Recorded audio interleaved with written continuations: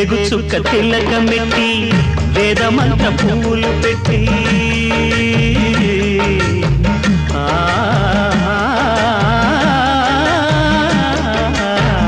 వేగు చుక్క తిలకమెట్టి